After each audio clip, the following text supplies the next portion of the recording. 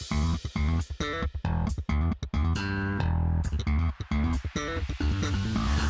a beautiful day that you have made. I will praise you. Ano po? Alam po nyo, habang papunta ako rito, nag-iisip ako.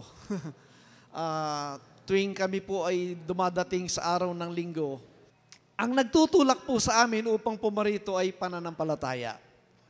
Okay? Anong pananampalataya? Gusto po namin ihatid sa inyo yung salita ng Diyos. Yung laman po ng Biblia. Alright? Kaya, ang prayer ko palagi, sana Panginoon, yung mga member doon, yung mga tao po sa church na yan ay makita yung beauty ng salita ng Panginoon. Alright. Sa umaga po ito, gusto ko pong bigyan kayo ng ilang insight po, ilang overview po ng laman po ng Biblia. Higit po sa lahat, dapat maalam natin po yung laman mismo ng Bible. Basahin po natin ang Bible sa Ephesians chapter 4. Gusto ko pong bigyan kayo ng ilang mga points dito. Ano nga ba yung mahalaga po sa buhay ng isang mananampalataya tuwing nagkikita-kita? Ang mensaheng dala namin ay yung laman po ng Biblia, yung salita ng Diyos. Hindi po yung salita ko. Kasi pag salita ko lang, magbubulahan lang tayo dito. Kaya ang nais kong ipagkaloob sa inyo, yung karunungan po mula sa salita ng Diyos. Sapagkat yung po ang tungkulin po ng mga taong ipinagkaloob ng Panginoon. Alam niyo po ba yung pastor ninyo, yung regalo ng Diyos sa inyo? Bago po ang Panginoon na umakyat sa langit, ito po yung ating mababasa. Ang sabi sa Ephesians 4, verse 8, wherefore he saith, when he ascended up on high, he led captivity captive and gave gifts unto men. Ang sabi niya, nung umakyat po yung Panginoon sa itaas, anong ipinagkaloob niya? Nagkaloob po siya ng mga kaloob regalo sa tao. Sinong pinagkalooban na regalo? Yung mga mananampalataya. Yung regalo po, hindi po pera yan ha. Kasi pag nakakita kayo ng mga alam niyo yung fourth watch, yung nagpipreach sa daan na may supot, sasabihin sa'yo, yung regalo na yan, binigyan ng Diyos para ibigay sa kanila. Kalukuhan po yun. Alam po niyo kung ano yung gifts na tinutukoy dyan? Doon po sa 11, tinan niyo. And He gave, ang Diyos pong nagbigay. Ang Diyos nagbigay unang-una ng mga apostol. Yung 12 apostles at saka yung isang apostol si Pablo. Mamaya papakita ko sa inyo ano ang kaibahan ni Apostol Pablo at saka ng 12. Kasi marami pong nalilito dyan. At ang sabi, and some prophets. Ang mga prophets po, ito po yung nagpapahayag ng salita ng Diyos nung panahon na wala pang kasulatan. Okay? And some evangelists. Ang evangelist po, ito yung nagpapahanggap po ng evangel o ng gospel. Kahit sino po sa atin, pwedeng gampanan yan. Ipahayag po yung mabuting balita ni Kristo. At ang sabi pa, and some pastors. Ang pastors po, sila po yung namumuno sa mga assembly. Nakamukha dito. And some what? Teachers. Tagapagturo. Ngayon, para maalam natin, bakit ba nagkaloob ang Diyos ng mga ganyang kaloob o regalo sa mga mananampalataya? Anong dahilan? Tingnan niyo po yung next verse, 12. Purpose na ito, for the perfecting of the saints. Ano yung perfecting of the saints? Yan ba yung perfection unto holiness na hindi ka nagagawa ng kasalanan? Hindi po yun. Yan ba yung babantayan ng buhay ninyo sa araw-araw? Hindi yun.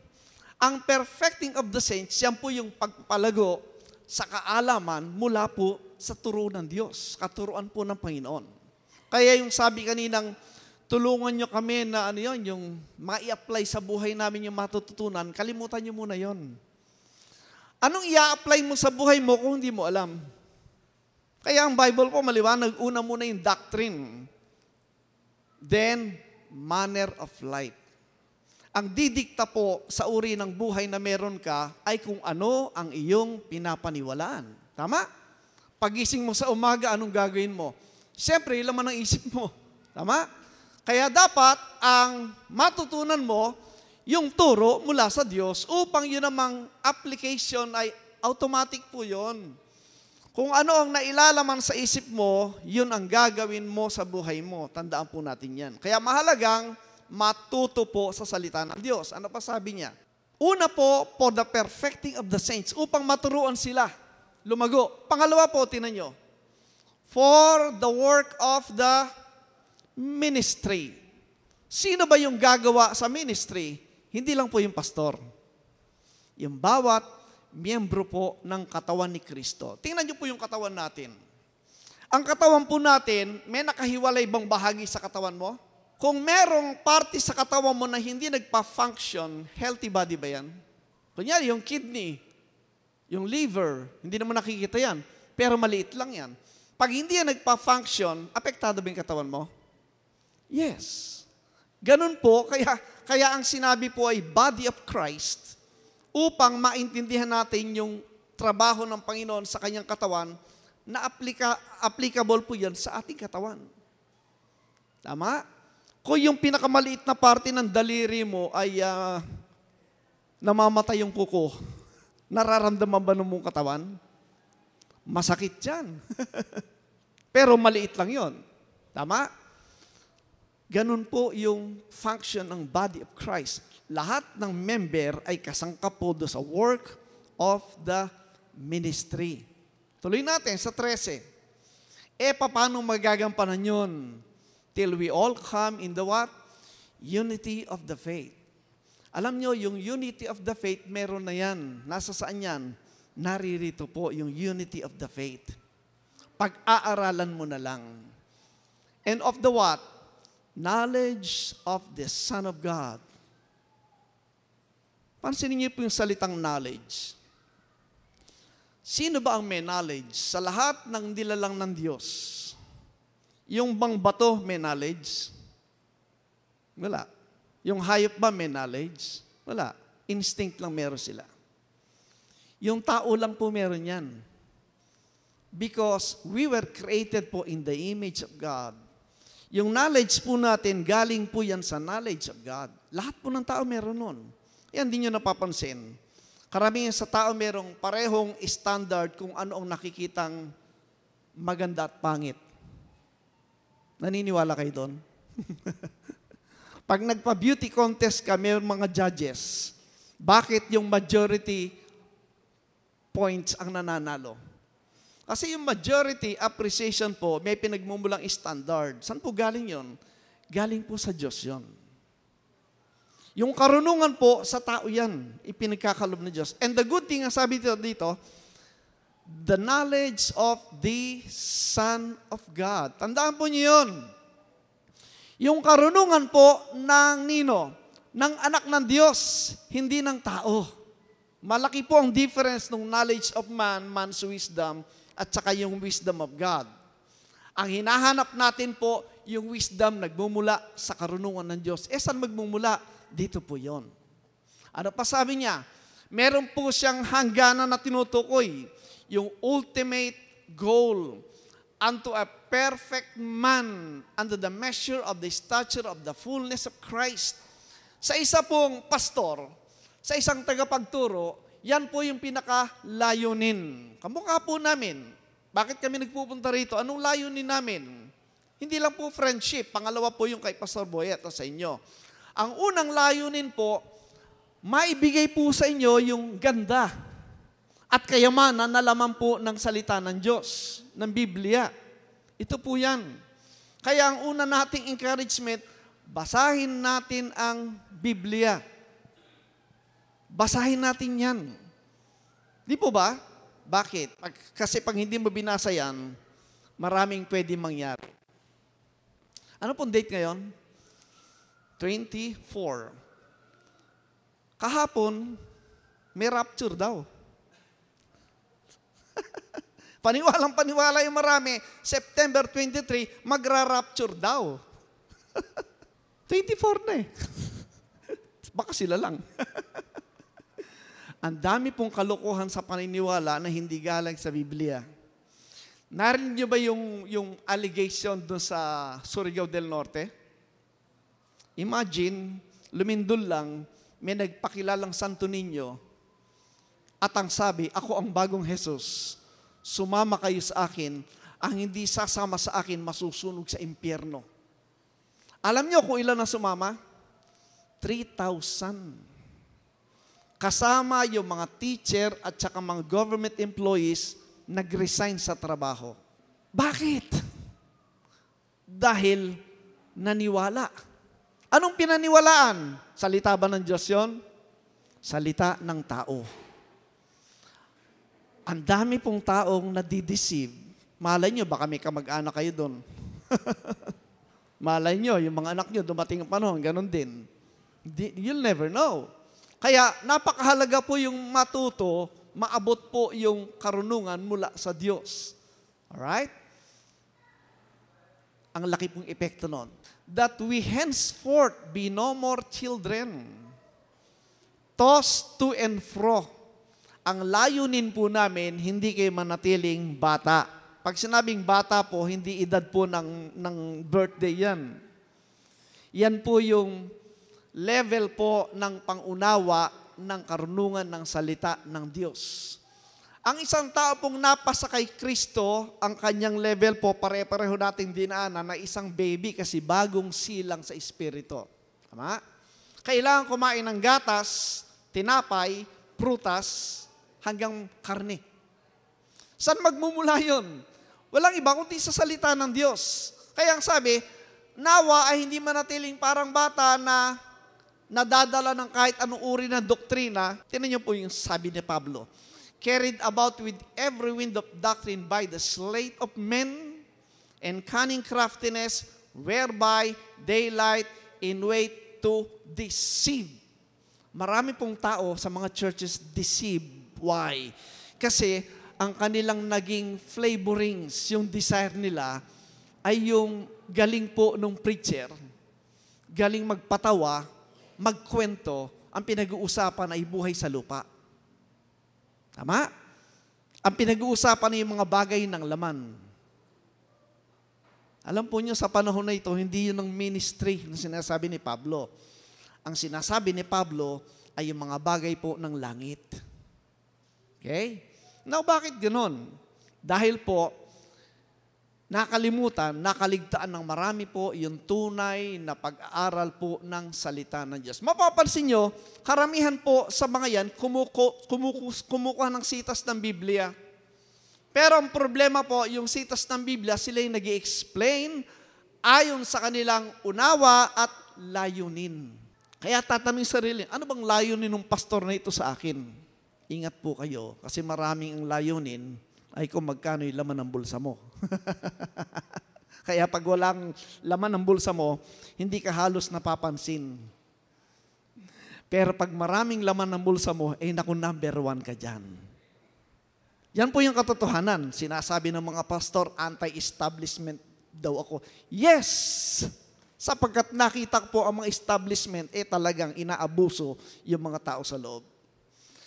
Sa aking pag-aaral po, alam niyo, yung panahon po natin, ang katuruan ay mula po hindi sa tunay na turo ng Biblia, kundi galing po sa philosophy ng mga tao. Gusto ko po kayong bigyan ng ilang points para po makita niyo overview po ng Biblia. Kaya sinabi po ng Bible na yan ay unity of the faith. Yan po yung kumuha ng atensyon ko upang maniwala sa Biblia. Sapagkat sa lahat po ng aklat na aking nakita, ito lang po talaga yung Biblia ang merong unity of the faith. Imagine nyo, at least more than 40 writers. Hindi naman pinagsama sa isang kwarto yan at isang panahon para isulat lahat yan. Yung mga sumulat nito, hindi. Iba't ibang panahon, iba't ibang lugar ang kanilang pagsulat. At ang nakamamangha, walang kontradiksyon yan. Wala po ni isa. Kasi kung may kontradiksyon ng Biblia, matagal ko nang binitawan yan. Hawakan ko na lang yung Quran. Mas maniwala pa ako doon kung may contradiction ito. Pero ang kamangha-mangha pa rin, sa lahat ng hula na sinabi po sa Lumang Tipan, naganap lahat. Ganyan po katibay at makapangyarihan ang aklat na ito na marami hindi pinapansin. Alam po niyo, whether we like it or not, totoo at nagaganap lahat yan. Kahit hindi mo alam. Ang problema, kung hindi mo alam, lost ka. Di ba? Wala ka sa tamang direksyon ng kalooban ng Diyos. Yun ang nakakatakot. Now, ang Bible po, inutusan po ang lahat ng mananampalataya na pag-aralan yan. Tingnan niyo po yung 2 Timothy 2:15. Yun pong unawa ng kaligtasan at ng biyaya ng kaligtasan ng Diyos. Doon po natin makita talaga yung pag-ibig ng Panginoong Hesukristo sa ating lahat. Ngunit, nagkakaroon po yan ng duda sa karamihan at naililihis ang pananampalataya sa maling pagbabasa at maling pangunawa po ng Biblia. Ang utos is study to shew thyself approved unto God. Hindi approved unto men. Approved unto God kasi ang gusto ng Diyos, mag-aral ang bawat mananampalataya. Di ba? Ang pangarap sa mga anak natin matapos ng pag-aaral, maging engineer, maging doktor, maging, tanong, hanggang kailan nila pakikinabangan yon? Pag nag-retire na yan, hindi na yan, hindi niya na nagagamit yan. Tama? Lalo na pag nawala na. Pero ito pong bagay po na spiritual, ito po yung eternal, walang hanggan. At cover po niyan kahit yung ating physical life. Tama po ba? Kasi sa buhay po natin ito, ang pag-aaral po ng salita ng Diyos, pag-aaral po kung ano yung kalooban ng Diyos, yung design ng Diyos para mabuhay ka. Hindi ayon sa iyong kagustuhan. Kasi pag pinili natin yung gusto natin, naroroon ng kapahamakan. Yan po sabi ng Bible, there is a way that seemeth good unto man, but the end thereof is destruction. Merong uri ng buhay na para bagang napakaganda sa paningin mo, pero hindi mo alam sa dulo nun ay kapahamakan. Pansinin yung mga anak ninyo, pinuulit ko ngayon nung pinanganak ba yung anak ninyo, lumabas sa sinapupunan ng nanay, anak, bahala ka na sa buhay mo, pinanganak na kita. Ganun ba? Hindi. Doon ka palang inaaruga. At habang lumalaki yan, tuwid na ba yung isip ng bata? Hindi pa rin. Marami pa rin, di ba? Kaya nandyan ang magulang, nandyan ang tagapagtuwid. Tama? Hanggang mag-teenager yan, pag sumakto na ng 13, kaya teenager 13 hanggang 19. Teenager yon. Nando pa rin na sa baybay. Pagdating ng 20 paakyat, consider na yung adult. Di ba? From child, 0 to 12. Teenager, 13 to 19. Adult, 20 pataas. Pero tinuturoan pa rin yan. Tama? Ang tanong, anong klaseng turo meron yung bata? Pagturo lang po yan ng mundo, ay kawawa yan. Marami pong napapahamak dahil hindi natuturuan ng tama. Kaya sabi nga, kung bata pa ako naturoon ng tama, ay sabi ko, iba siguro yung landas ang buhay. Pero all things po work together for good pag yan ay napunta kay Kristo. Tandaan nyo, nakukorek lahat yan. Kahit ano pa pinagdaanan mo na yan, pagdating kay Kristo, na itatama po lahat yan ng Panginoon. Ano man ang kakulangan, pinupuno po ng Diyos yan. Alright, ngayon. In that sense, ang sabi po ng 2 Timothy 2:15, study to shew thyself approved unto God. Pag nag-aaral ka po ng salita ng Diyos, yung Diyos po yung nalulugod. Kaya pag nag-aaral ka, meron kang titulong AUG. Di ba? Iba, may PhD, merong BA, ano na yan. Pero ang title mo, pag nag-aaral ka ng salita ng Diyos, AUG. Approved unto God. Yun po yung recognize ng Diyos. At ang sabi po, bakit pinag-aaral ka? A workman. Manggagawa. Alam niyo yung manggagawa? Hindi lang po yung pastor. Kahit mga magulang, lalo na yung mga young people, workman lahat po kung ikaw ay na kay Kristo. Kung ikaw ay kay Kristo, ikaw ay manggagawa ng Diyos. Paanong paraan? Ang gawain naman po ngayon ng mananampalataya, simple lang eh. Sabihin mo lang sa tao kung ano yung natanggap mong katotohanan. Masarap ba yung buhay po ng nakay Kristo? Maligaya po ba kayong nakay Kristo? Nagsisisi ba kayong nagtiwala kay Kristo? Oh, di ba napakasarap? Tama? Masarap ba? Abay, kung masarap yan, ikukwento mo sa iba. Kasi naranasan mo eh. Natural po yan. Natural reaction yan. Kaya lang, iba, number one, nahihiya, natatakot. Tama? Pag nahihiya ka at natatakot, kulang pa sa kaalaman. Bakit? Sabi nga nun ni Ernie Baron, ano yun? Knowledge is power. Di ba? Pag marami kang alam, ay matapang ka. Tama? Pag wala kang alam, ay di ko alam yan. Tama? Ang nais po ng Diyos, mapuno tayo ng kaalaman upang tayo ay maging matapang. Gusto niyo ba yon?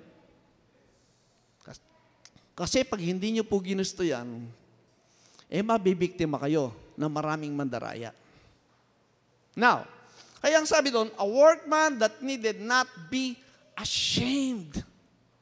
Alam niyo, naranasan ko po yan.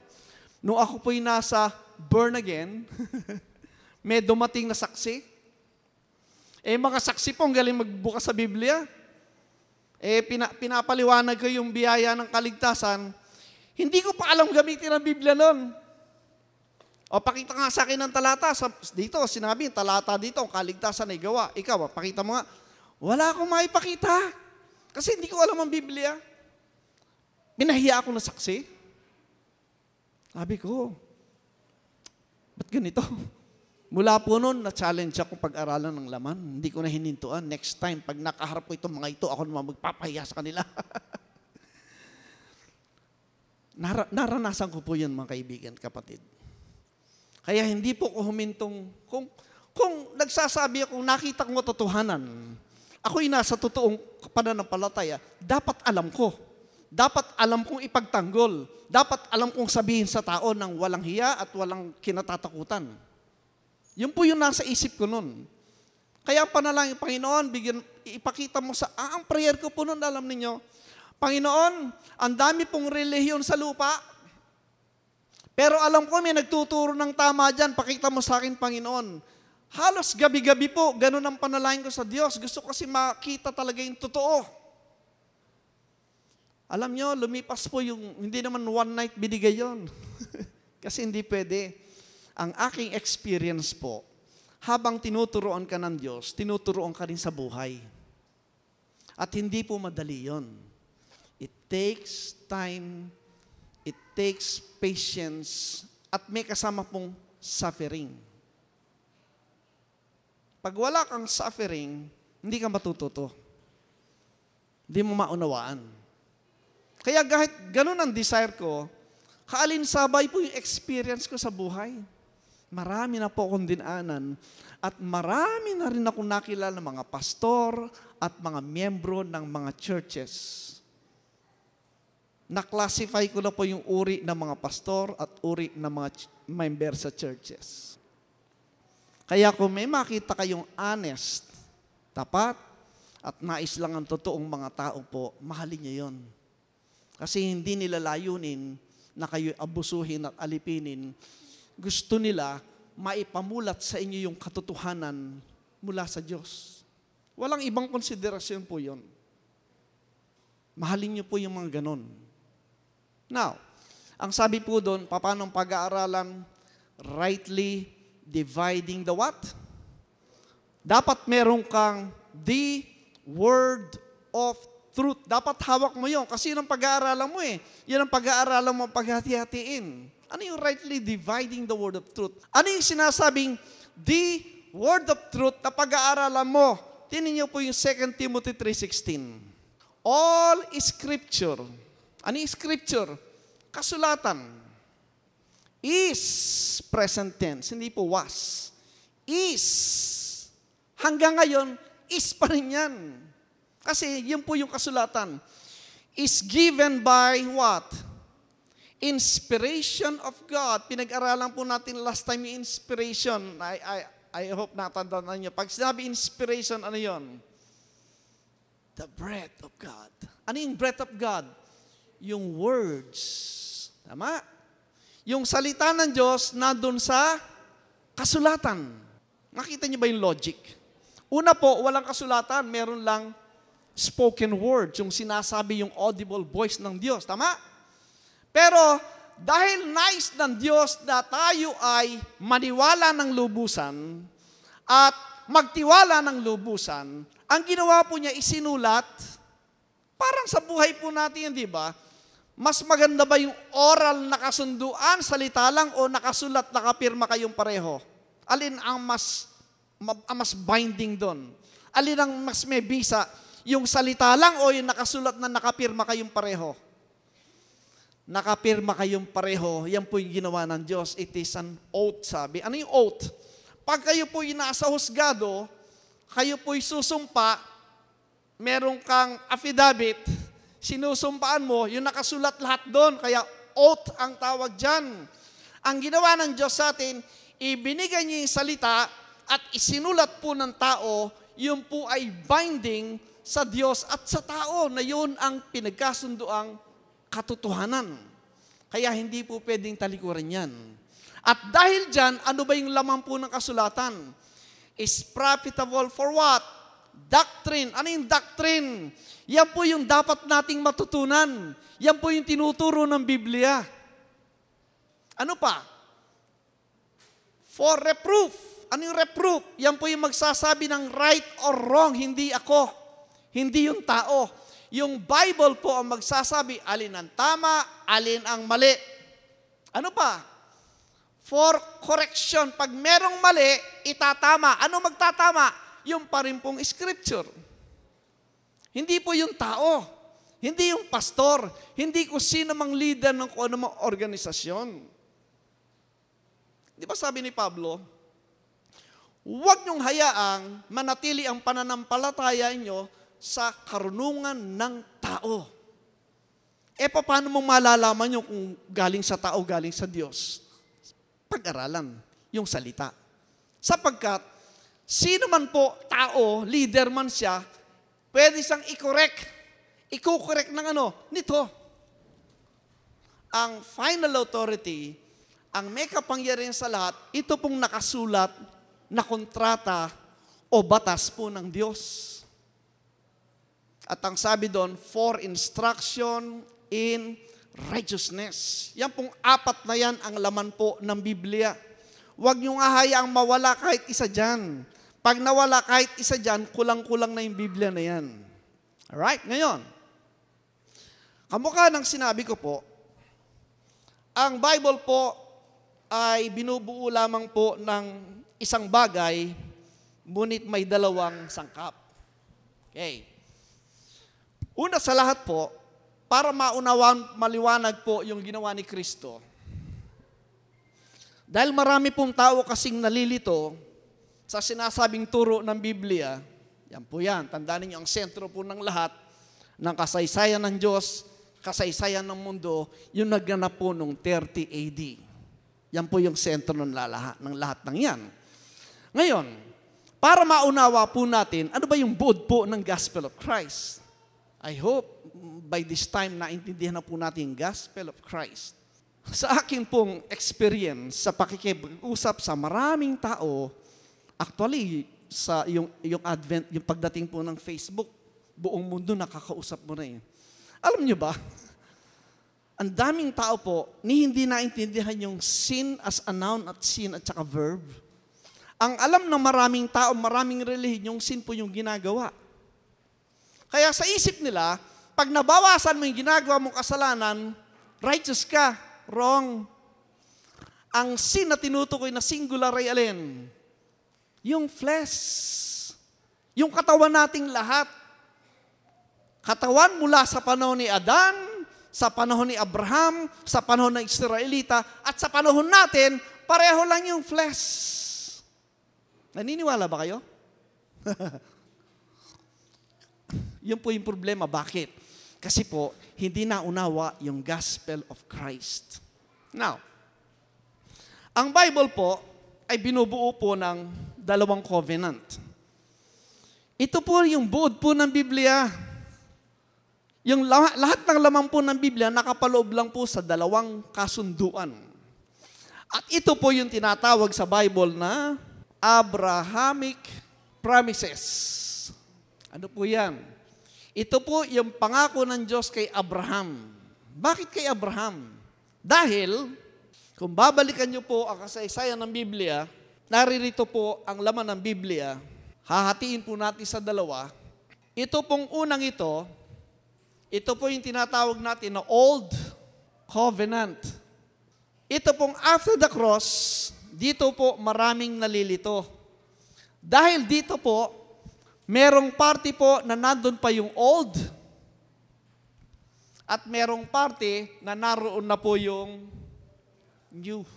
Pag hindi mo inobserba po yung rightly dividing the word of truth, ang mangyayari, pag hahaluin mo ito, dalawang ito, kaya marami pong relihiyon, halo-halo ang teaching.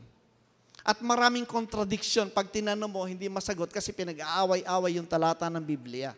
Bakit, ulitin ko, bakit Abrahamic promises? Tandaan po natin. Nang ang Diyos po ay nagkaroon ng creation, Genesis 1 hanggang Genesis 11, wala pa pong Israel dyan, wala pang Hudyo dyan.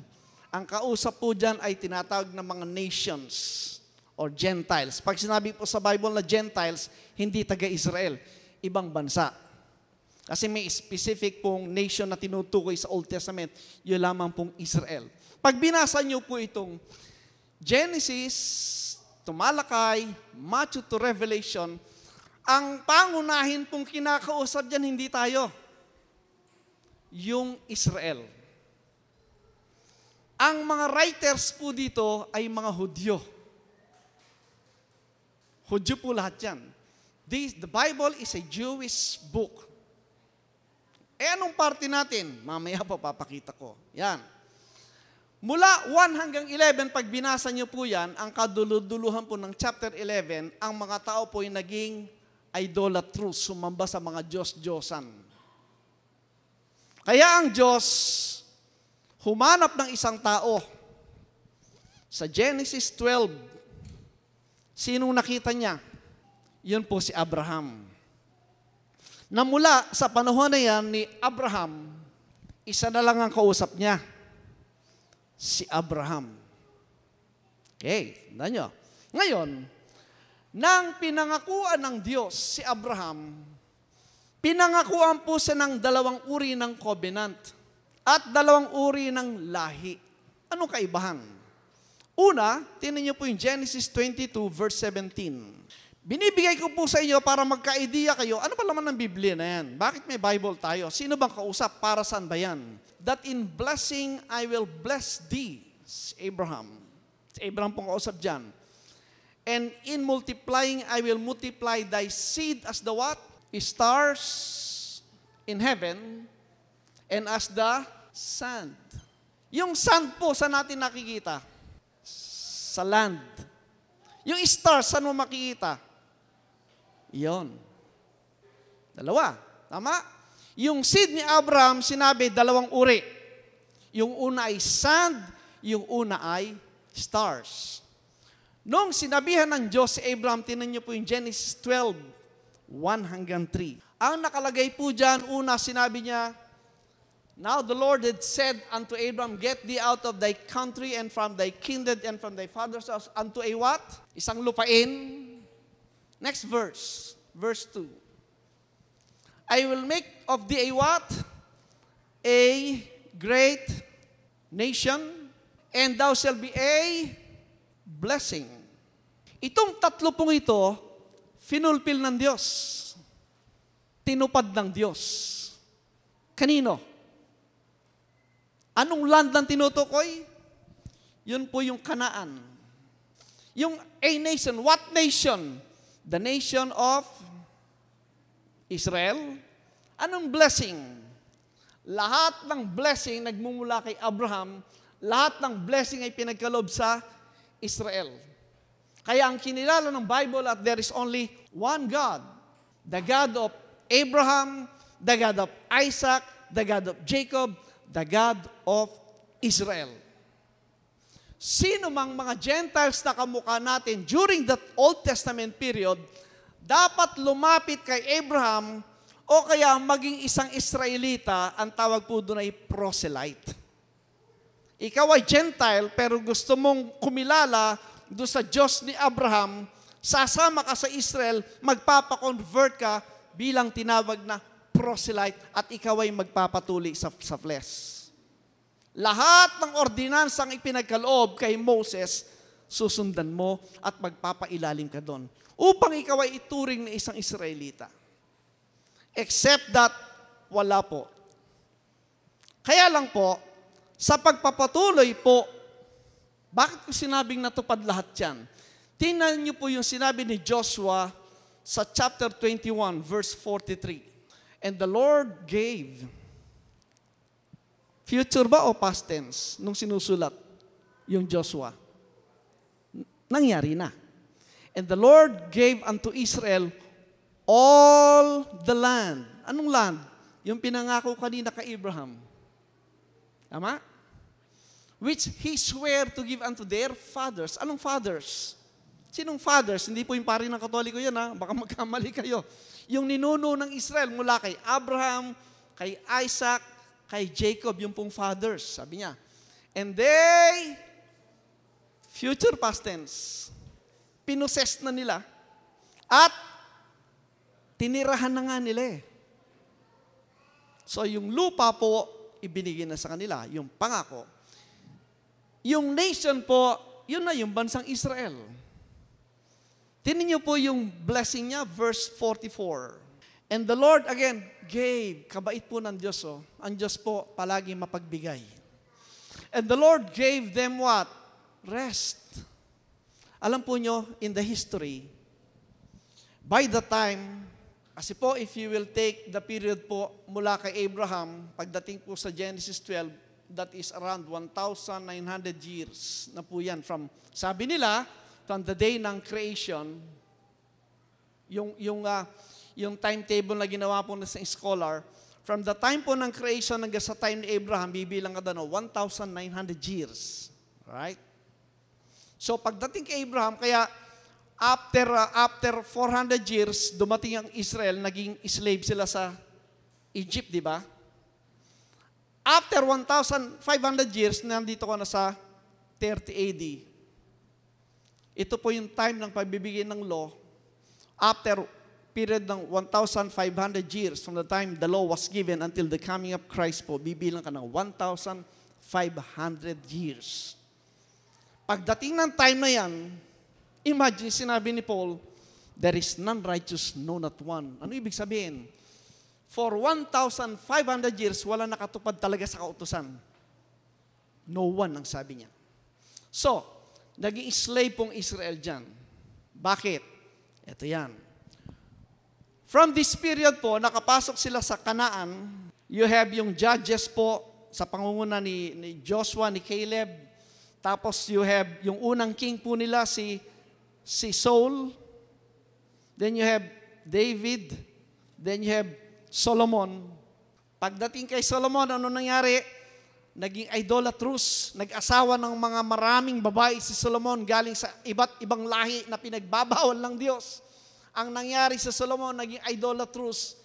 Nag-aalay po sila ng mga bata doon kay Moloch, doon sa Gehenna. Yung Moloch po, isang estatwa na parang higante. Yung kamay po ay bakal, mahaba yung kamay. Yung mga bata po nilalagay sa kamay niya habang sinisindihan yung paanan ng apoy.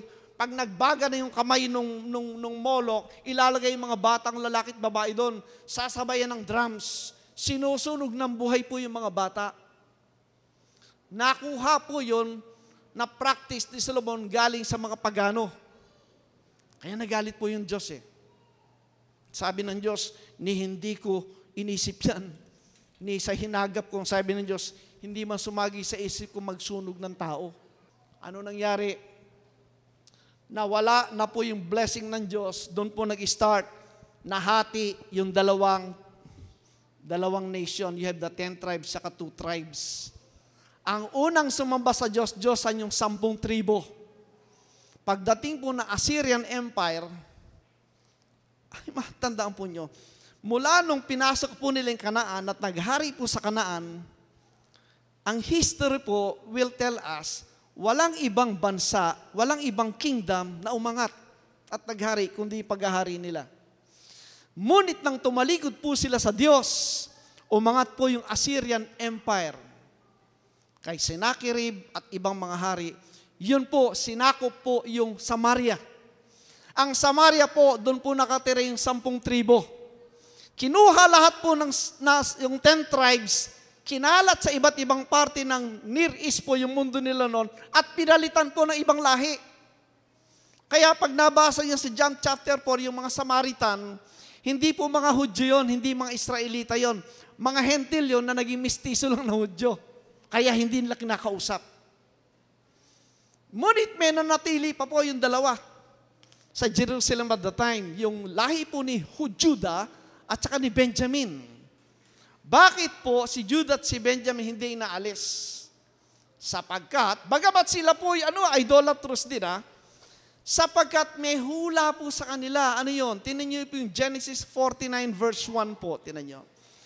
Ito po yung ganda po ng Bible. Makita niyo po yung history, yung nakasulat, yung prophecy, tapos na-fulfill.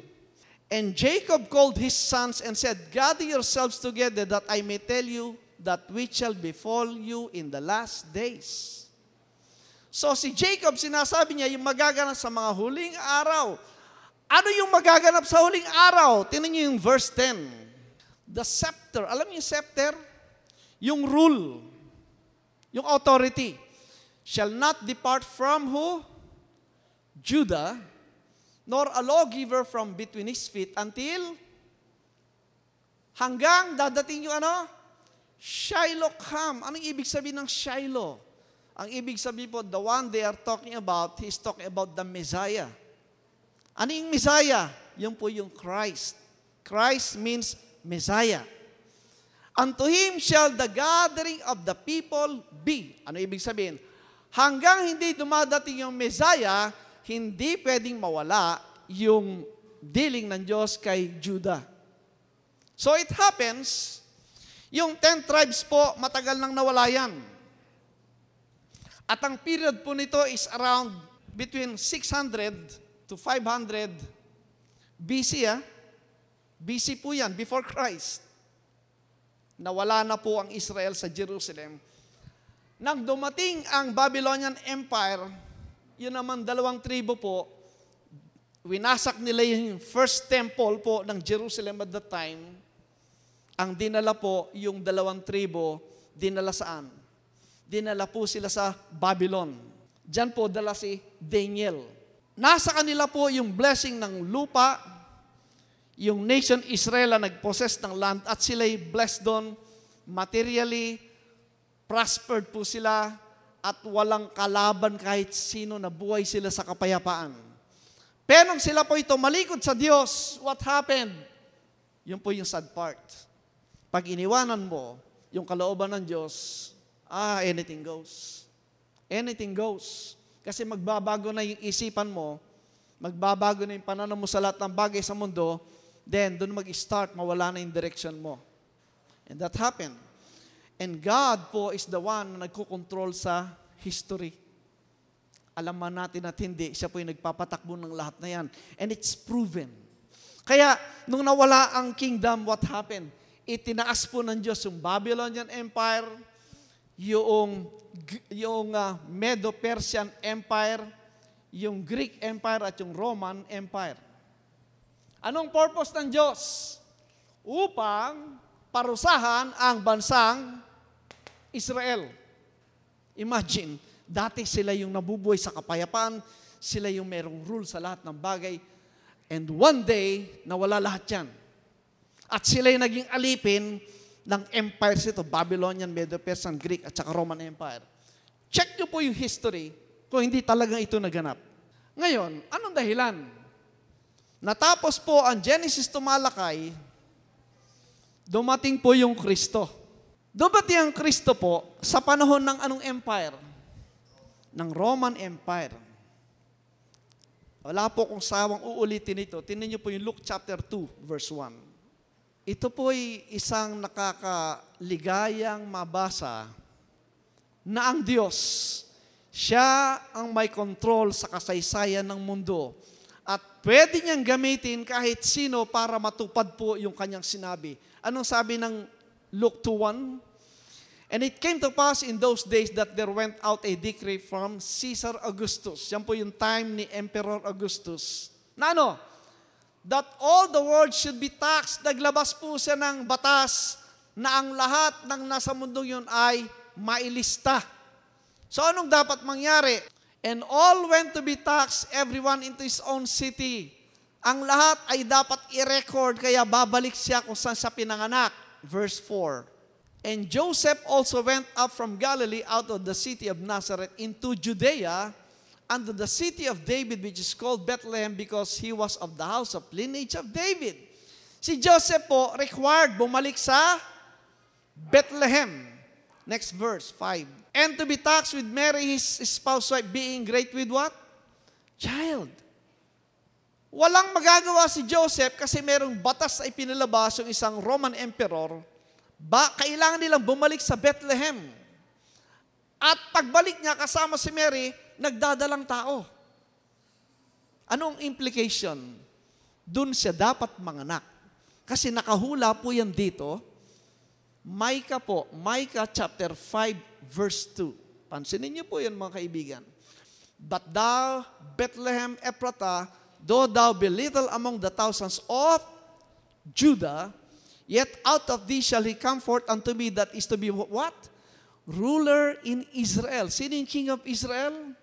The Lord Jesus Christ, whose goings forth have been from of old, from everlasting. Ano ibig sabihin?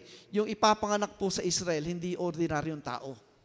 Siya po'y nag-i-exist noon pa man sa everlasting. At saan ipapanganak? Sa Bethlehem. Paano naganap yon? Dahil sa batas na ipinasa nung Roman Emperor na pagano. Sino ang nag-arrange ng lahat ng yan? Yung prophecy ng Diyos. So, from there po, dumating po yung pinasiklo sa time ng Roman Empire. Ngayon, bakit natin inuugnay sa Old Covenant at saka New Covenant? Paano bang nagkaroon ng Old Covenant? Unahin natin. Tingnan niyo po sa Hebrews chapter 8. Paano ba nagkaroon ng Old Testament o Old Covenant at paano nagkaroon ng New Testament o New Covenant? Ang Testament at Covenant pareho pong ibig sabihin at parehong ginamit po interchangeably. Sabi yan, whereupon neither the first Testament, ito po yung first, ito yung second. Ang tinutukoy po dito yung first. The First Testament composed of Genesis to Malachi, the Old Testament, was dedicated without blood, ang sabi niya. Yan ay hindi pwedeng mawalan po ng dugo. Bakit? Next verse, 20. For when Moses had spoken every precept to all the people according to the law, he took the blood of calves and of goats with water and scarlet wool and hyssop, and sprinkled both the book and all the people. Yan po'y naganap nung sila'y lumabas sa Egypt at nag-travel sa wilderness, huminto sila sa Mount Sinai sa Exodus 19 at doon nagpakilala yung Diyos sa kanila. Nagpakita ang Diyos sa kanila in form of clouds. Wala pang visible image. Clouds. At nagsalita ang Diyos mula doon sa clouds by trumpets, lightnings, thunderings. Pambira makita mo yung ganun, hindi ka matatakot. At sinabi ng Diyos lahat yung kanyang condition sa kanila bago sila dalhin doon sa promised land. Alam niyo sinagot nila? Yes. Pagkasabi nila ng yes, ang ginawa ni Moses, yung dugo po, yun po yung ratification. Parang yun ang signature. Pag pinirmahan mo yung kontrata, nakatali ka na. At dito po, dugo ng hayop ang kanilang parang pagpayag. Inisprinkle ang dugo sa book of the covenant at inisprinkle sa mga tao po yung blood. It signifies, yes, we agree. Tingnan niyo po, Exodus 24, 7. I-shortcut ko lang po, mahaba kasi, 7. Pinasulat po ng Diyos kay Moses lahat ng sinabi niya. Tingnan niyo, ang Diyos po talagang specific. Sinabi muna ng Diyos, actually 3 times nag-yes po yung Israel, pero yung final yes, hindi, Moses isulat mo. Eto yan. And he took the book of the covenant and read in the audience of the people. Yung Israel pong lumabas sa Egypt yan. And they said, tingnan niyo maigi, all that the Lord hath said will we do and be obedient. Grabe yun.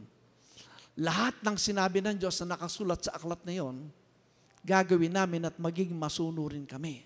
And Moses took the blood and sprinkled it on the people and said, behold, the blood of the covenant which the Lord hath made with you concerning all these words.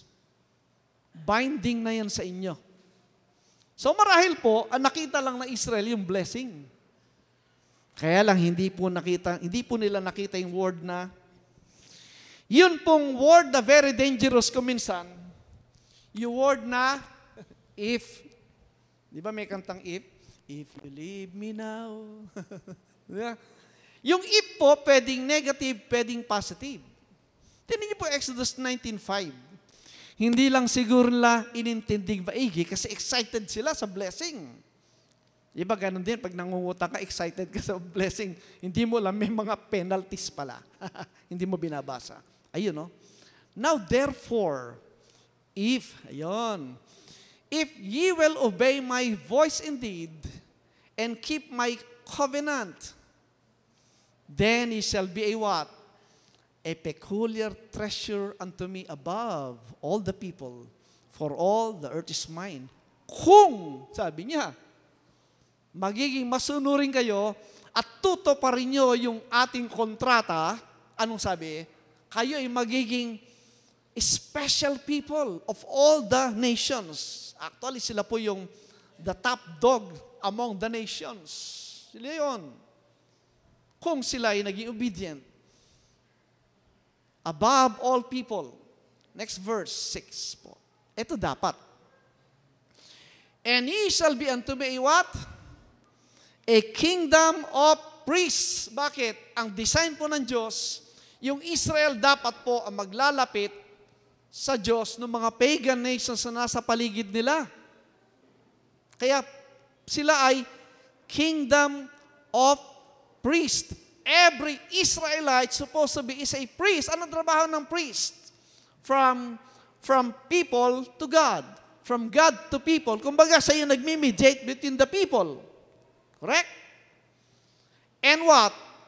Unholy nation. Pag sinabing holy po, yan po yung you are separated for the purpose of God. Pag sinabing holy, hiniwalay ka ng Diyos para sa kanyang layunin. Yan po yung primary meaning ng holy, sanctified, separated unto God. Walang ibang gagamit sa iyo kundi ang Diyos. Yan po ibig sabihin ng holy. These are the words which thou shalt speak unto the children of Israel. Tanong, nagampanin ba nila yung if in a positive sense? Hindi po. Ano nangyari? Sila ba ay nagpatotoo sa mga pagan nations about that God of Abraham, Isaac, Jacob? Hindi. Sila yung na-impluensya ng Diyos ng mga pagano. Correct? Kaya nawala sila dun. Tama? Ano po yung kondisyon? Deuteronomy 28, verse 15. Pag binasa niyo po yung Bible niyo from chapter 28, verse 1 hanggang 14, lahat po yun blessing. Kaya lang yung if, eto, 15. But it shall come to pass, if, ayun na naman yung if thou will not hearken the voice of the Lord thy God, to what?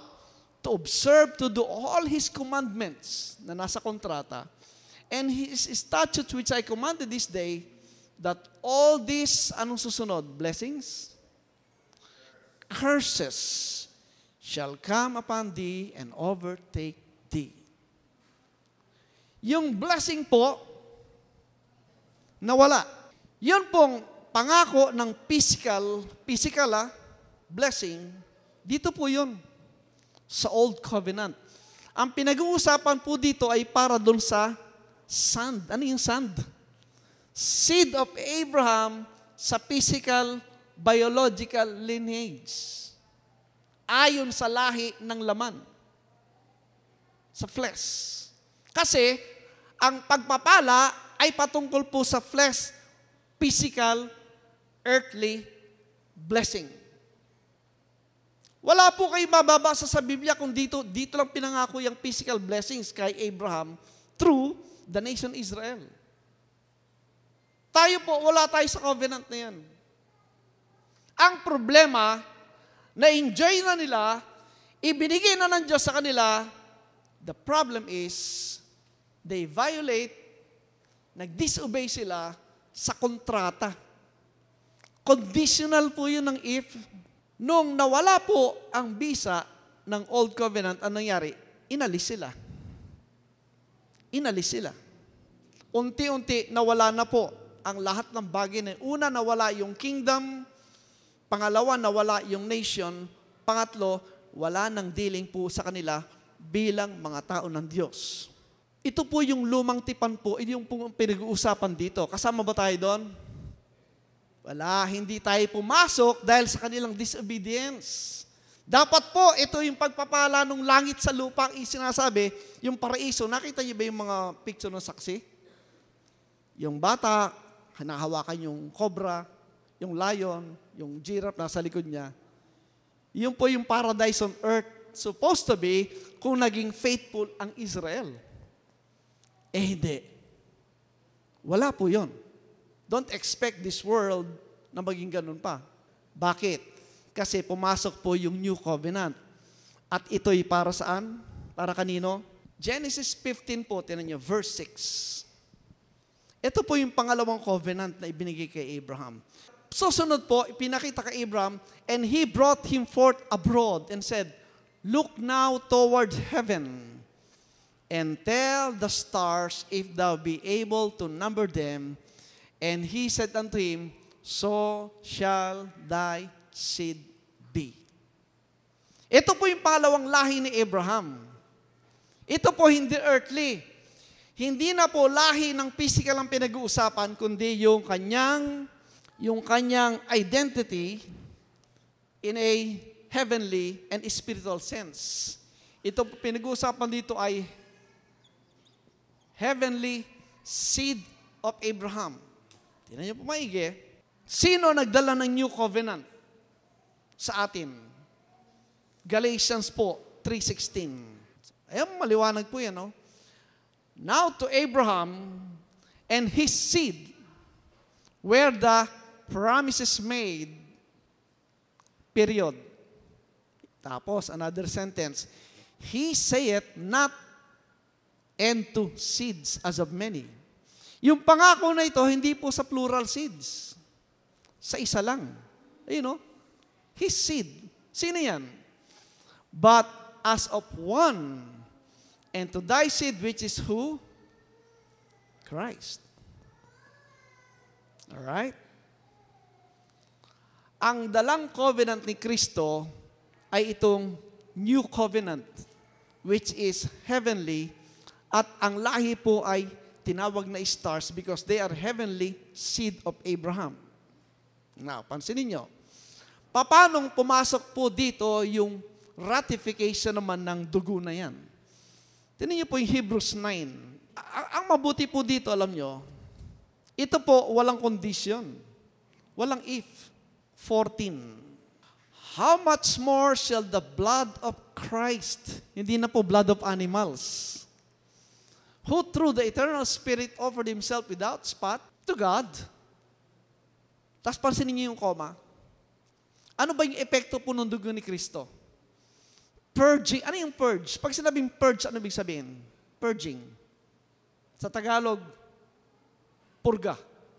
Pag nagpupurga, ano ibig sabihin? Naglilinis. Yung dugo ni Kristo, naglilinis ng ano? Conscience. Nasaan ang conscience? Conscience is the knowledge of good and evil. Tama? If you have received, kung naintindihan mo yung blood of Christ, nilinis niya yung mind mo ng knowledge of evil. Ano yung knowledge of evil? Good and evil? The law. Yung nagsasabing makasalanan ka. Inalis ni Kristo yon. Kaya ang sabi niya, who through the eternal Spirit offered Himself without spot and purge your conscience from dead works to serve the living God. What are the dead works? Ang dead works po ay ang lahat ng ginagawa ayon sa laman. Kaya ang binibilang ng Diyos ay yung ginagawa mo ayon sa pananampalataya. Pag binasa mo Hebrews 11, lahat yun, by faith, by faith, by faith, by faith. Bakit ka nagpunta rito? Bakit mo ginawa yan? Dahil sa aking paniniwala at pananampalataya na ako'y may matatanggap, na ako'y makikipag-aral ng salita ng Diyos at matuto at makilala ng lubusan yung aking Kristo. Wala ka ibang motivation kung bakit ginawa mo yan. Ang motivation mo is faith. Now, next verse, 15. Tingnan yung 15. And for this cause, He is the what? Mediator of the New Testament. Si Kristo po yung nagdala ng New Testament dahil sa kanyang dugo. Right? Kaya, next verse, 16. For where a testament is, there must also of necessity be the death of the testator. Saan nag-umpisa ang New Testament? Nung namatay si Kristo. Kaya pagbabasa ka ng Matthew, di ba may nakalagay sa Matthew chapter 1, sa cover ng New Testament nakalagay, the New Testament of the Lord Jesus Christ, di ba? Yung ibang pastor, akala nila doon nag-umpisa yung New Testament sa chapter 1 kasi babasahin yun. Eh, hindi naman chapter 1 yun, cover lang ang naglagay doon yung publisher. Ang sabi ng Bible, ang effectivity ng New Testament ay yung kamatayan ni Kristo. Di ba gano'n naman? Kunyari, yung tatay mo talagang hasendero. Tapos, sabihin niya, para hindi mag-awa yung mga anak ko, hahati-hatiin ko na yung aking kayamanan. Tawagin mo si attorney. Gagawa ng last will testament. Alright? So, nakagawa na. Kailan magkakaroon ng effectivity yung kanyang last will? Buhay pa siya? Pag namatay na, patatawag na kayong lahat. Tama? Ganon din po yung New Testament. Yung New Testament, nag-start po dito ito. Sa cross. Correct? Tingnan nyo. Hebrews 9:17. For a testament is of force after men are dead. Otherwise, it is of no strength at all while the testator liveth. Kaya lang po nyo, ang mali ng mga tagapagturo ng Biblia, kumukuha ng doktrina hanggang Matthew 27, tuturo sa iyo yung nakasulat dito, doktrina mo daw. Mali po. Ang kausap po dyan, Israel. At nasa ilalim pa po yan ng Old Covenant. Kailan pumasok ang effectivity ng New Testament? Tini Matthew 27:50. Kailan ba namatay si Kristo? Jesus, when He had cried again with a loud voice, yielded up the ghost. Technically, namatay yung Kristo saan? Sa verse 50 nung kanyang binigay yung Holy Ghost. Doon ba nag-start ang New Testament? According to Hebrews 9? Yes. Tama? Ang maraming relihiyon, dahil hindi naunawaan yan, ang kaligtasan nila dadaling sa Matthew 24. Tingnan niyo Matthew 24. Pag sinabi, ang kaligtasan ay sa biyaya lamang ng Diyos, walang sangkap na gawa. At ang kaligtasan ay hindi nawawala. Bubuksan sa iyo ito. But he that shall endure unto the end, the same shall be saved. O tingnan mo, sabi ni Soriano, ang maliligtas ay yung magtiis hanggang wakas. Kaya kung ikaw ay hindi nagtiis hanggang wakas, kapatid, hindi ka maliligtas. Ayon sa Panginoon Jesucristo. Parang totoo, no? Tanong, sinabi ba ng Kristo yan bago ipinako sa krus o tapos na ipinako sa krus. Kailangan mo observe ito. Ang New Testament pumasok po sa kamatayan ni Kristo. Ano nangyari sa kamatayan ni Kristo? Ito po yan. Efeso 2:14. Alam po nyo, ito po isang hiwaga na ibinigay kay Pablo lang. For He is our peace who hath made both one and hath broken down the middle wall of partition between us. Sining us? Yung Hudyo at saka yung Gentile. Merong pagitan sa kanilang dalawa, hindi pwede magsama. Anong sinira ng Panginoon Jesucristo? Verse 15. Having abolished in His flesh the enmity. Ano yung enmity? Yung kaaway, yung saninang away. Ano yun? Comma. Even the law of commandments contained in ordinances for to make in Himself obtain one human, so making peace. Saan naganap yan? Dito po sa cross. Inalis na po yung pagitan ng Hudyo at ng Gentile upang magkaroon po ng bagong tao na sinasabi. Now, 16, next verse. Ayun po kaliwanag. That He might reconcile both unto God in one body by the cross, having slain the enmity thereby. Sa cross po, natapos lahat ng pinag-uusapan tungkol sa sin, sa law, sa kamatayan, at sa lahat ng parusang tinutukoy para sa lahat ng tao. Kaya kung may magpapakita sa na Matthew 24:13, tumawa ka na lang, hindi mo naintindihan yung sinasabi mo.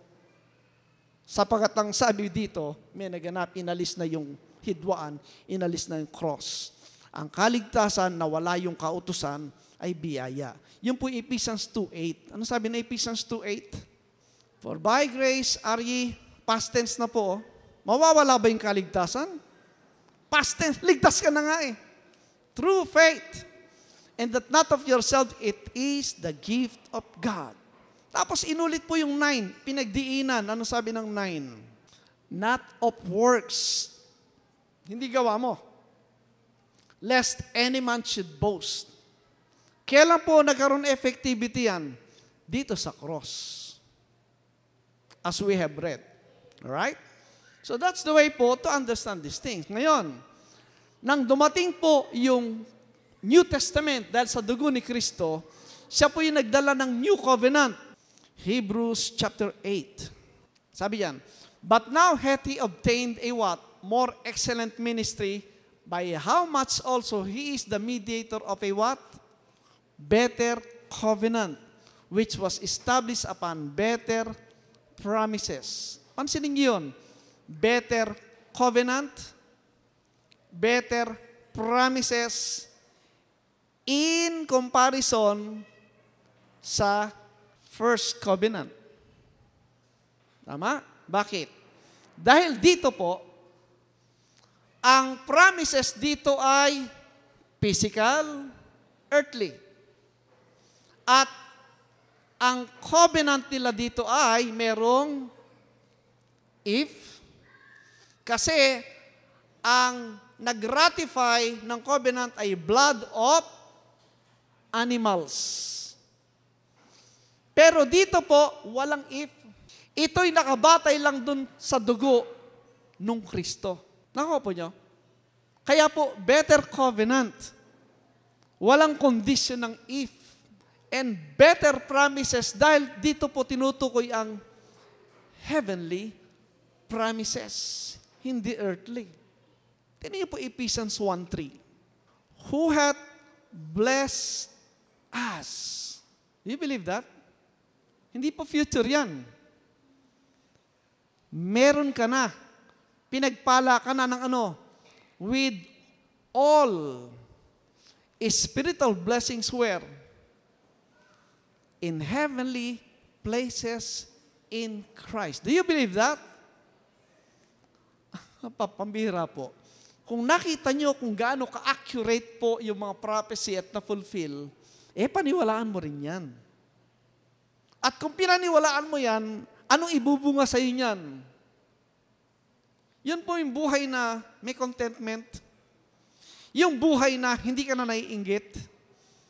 Yung buhay na ang tinitingnan mo hindi yung buhay sa lupa. Okay lang yung buhay sa lupa, may suffering talaga, etc. Pero blessed ako kasi meron akong blessing. At sabi ng Bible, lahat ay nasa akin na. Sarap po niyan, mga kaibigan, mga kapatid. Ang sarap pong isipin niyan at paniwalaan. Sapagkat yan po ang sinasabi ng Biblia, kaya naman, alam po niyo, yun nangyari po sa cross. Ang lahat ng pinag-uusapan nating kalagayan ng mga anak kay Kristo ay kung ano po yun nangyari kay Kristo sapagkat sila ay nandun sa tinatawag na in Christ. Kung ikaw ay mananampalataya, wala ka sa on. Hindi ka naka-on. You are in. Pag on ka, nakapatong ka lang eh. Nasa labas ka eh. Di ba? Pag in, abay, nasa loob ka. At kung ano ang kalagayan ng Kristo ngayon, yun ang kalagayan natin. Tingnan niyo po yung Bible pag binasa mo. Ephesians 2:5. Even when we were dead, dati kang patay. Patay na buhay. Parang kang zombie, di ba? Walking dead, zombie. Kaya lang, nung nasumpungan mo yung Kristo, ang sabi, hath quickened. Nabuhay ka. Nagkaroon ka ng buhay. Together with Christ. Hindi ka nag-iisa. Together with Christ. Nabuhay ba si Kristo? Yes. Pag-aralan niyo po yung history, mga kapatid. Balikan niyo po yung first century. Ang sabi ng mga ignoranting atheist, wala daw record na mga first person outside of the Bible ang magpapatunay na nabuhay si Kristo. Sabi ko, wrong. Hindi ka nagbabasa. Basahin mo yung writings ng Josephus.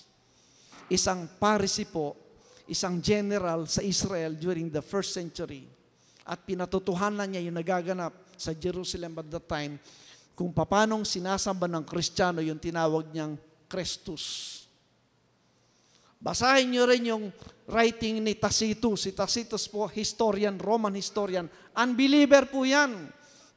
Sa kanyang historical documents, kinuwento niya, meron silang sinasambang Christus.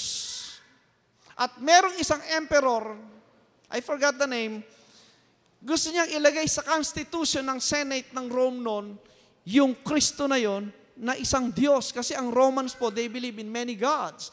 Gusto niyang ihana yung Kristo sa Diyos ng Rome, being one of the gods. Marami po ignorante sa history, kaya nananatili sa sariling kaisipan, pero mapapahiya sapagkat may record po ng katotohanan na yan. Talaga bang nabuhay na magaling Kristo? Yes. Otherwise, wala pong masusulat na sinabi ni Pablo. Kasi, during the time of writing ni Paul, wala namang nag-refute ng sinabi niya, as to this day, maraming kapatid, more than 500 na nakakita sa kanyang nabuhay siya talaga. Kaya isinusulat ko ito. Wala pong nag-refute during his time na hindi totoo yan. Ang ibig sabihin po, ang sinasabi ng mga korte, na kung ano mang testimony na ilagay sa kasulatan at walang nagpapasubali during the time of its writing, totoo yan. Yan po yung rules, mga kaibigan at kapatid. Pag naintindihan mo po yan, lalong mag-uumigting po yung paniniwala mo sa katotohanan yan. Ma-instigate yung panaisin na, ano bang laman yan? Hindi mo hinto ang basahin yan. Patutulog ka na, kung sa magigising ka, alauna 2:00, babasahin mo yan. Why? Kasi nakita mo yung katotohanan. Alright? Now, so, ito pong ating kalagayan, ang sabi kanina, hath quickened us together with Christ. Pag sinabing quicken po, nabuhay na maguli. At ang buhay na eternal life po, ay sabi, with. Kasama nino? Ni Kristo. Kaya ikaw ay ano? In Christ. Verse 6. Hindi po natapos doon. And hath raised us up together. Ano yon? Ibinangon tayo. Itinaas tayo. And made us sit together in heavenly places in Christ Jesus. Sit together with whom? With Christ. Nasaan ba si Kristo? Di ba umakyat sa langit? Sinasabing nakaupo sa kanyang trono. Yung posisyon ni Kristo nakaupo sa trono, kasama kanyang nakaupo sa trono. Nasaan ka ngayon? Ikaw ay nasa heavenly places. Nasa lupa pa ako Ano pang sabi niya? Colossians 1:13. Itong nababasa po natin na yan, walang nangyari dito sa Old Covenant na yan. Walang naganap na ganyan dito. Dito lang po yan sa New Covenant. Who hath delivered us from the power of darkness. Ano yung sabi? Iniligtas ka na mula sa kapangyarihan ng kadiliman, past tense, and hath translated us. Inilipat ka na. Saan? Into the kingdom of His dear Son. Nasa kaharian ka na ng Kristo. Meron pa bang pwedeng mamerwiso sa'yo doon? Kahit naniniwala iba ka sa Satanas at masamang espiritu, pwede ka pa bang galawin doon? Wala na, parang kung Pilipino ka at meron kang kaso dito, tumakas ka, pumunta ka sa bansang walang extradition treaty, kahit anong gawin ng gobyerno ng Pilipinas, hindi ka pwedeng kunin doon. Kunyari, kamukha ni Nasirang Seriano, nagpunta sa Brazil. Kasi pinaghahanap siya dito dahil sa libel at sa kunong kaso. Hindi siya makuha ng Pilipinas kasi walang extradition treaty. Ganun po yan. Inilipat ka na sa kingdom of His dear Son. Meron pa bang pwede makialam sa iyo? Wala. Pastor, nandito pa ako sa katawan, nandito sa lupa pa ako Well, ang tinutukoy dyan yung inward man. Then yung 2 Corinthians 4:16. For which cause we faint not, but though our outward man, ito yung outward man, yung flesh mo, perish, yet the inward man is renewed day by day. Ano sabi niya? Yun daw, katawan mong lupa, nasisira yan, papunta sa pagkasira, babalik yan sa lupa. Pero yung inward man is what? Renewed day by day. Hindi po yan tumatanda. Ito tumatanda. Pero yung tao sa loob, hindi yan tumatanda. Pastor, nasan ba yung inward man na yan? Tanungin natin si Pablo kasi sa sumulat Romans 7:22, tinan nyo. Sabi po dyan, for I delight in the law of God after the inward man. Ako'y nalulugod sa mga utos ng Diyos ayon sa taong loob. Ba't hindi taong labas? Kasi yung taong labas, ayaw niya yung law of God, di ba? Sa Galatians 5:17, kaaway niya yan. Pero yung inward man, yan ang gusto niya. Kasi yun po yung in Christ. Ba't mo sinasabing pastor yan ng isip? Verse 23. But I see another law in my members. Ano yung members? Katawan, flesh. Warring against the law of my mind. Magkalaban yung flesh at yung mind ngayon. Yung inward man at saka yung outward man ang naglalaban. Bringing me into captivity to the law of sin which is in my members. So ang pinag-uusapan po natin na kay Kristo, hindi itong laman. Yung spirit mo, kasi yung spirit mo nasa mind. Di ba? Kung magkaganon, kaya alam nyo sabi ng Biblia, sabi ng Panginoon, John 6:63 po, tinan nyo. It is the spirit that quickeneth. Anong kasunod? Ayaw ng flesh. The flesh profiteth nothing. Kaya kung wala kang inward man, flesh ka lang, ano ba pinagsasabi ni Pastor nung ka? Hindi ko maintindihan. Nakakantok. Nakakatamad. Kasi nga, yung flesh mo, hindi ma-entertain ng flesh yung teaching. Ang turo ng Diyos po, ang kausap ng Diyos ito. Hindi yung flesh. Sabi niya, the flesh profiteth nothing. The words that I speak unto you, they are spirit and they are life. Tingnan nyo, saan maraming nagpupuntang mga church?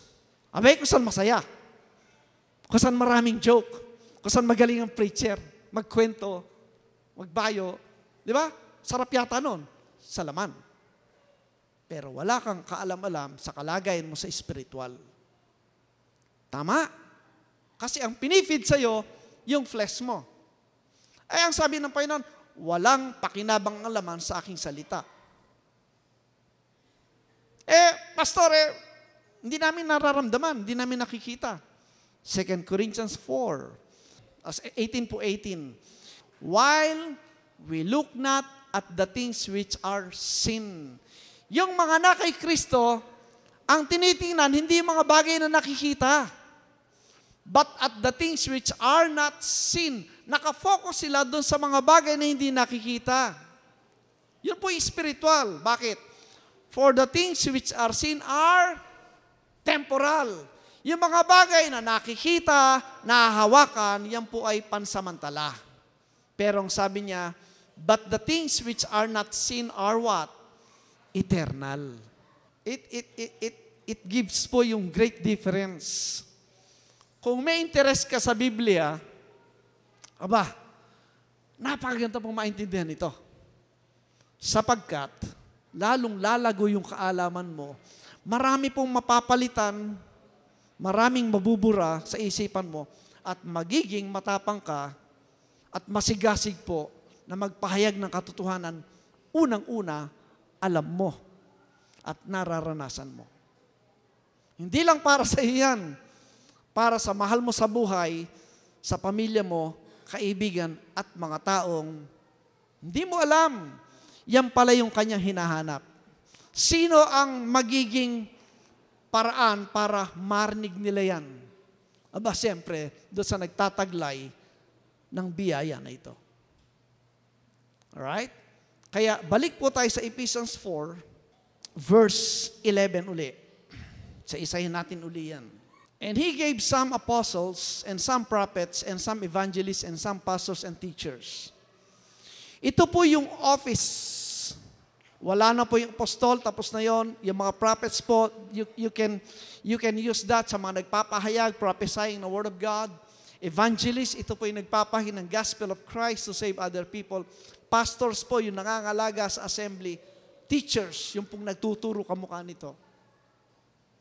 Anong layunin nila? Next verse. For your perfection. Para lumago tayo sa kaalaman. Para saan? For the work of the ministry. Hindi lang yung pastor po yon. In fact, kung i-embrace po natin ito, gagawin nating lifetime purpose ng buhay natin habang nabubuhay tayo. Ako po noon, alam nyo,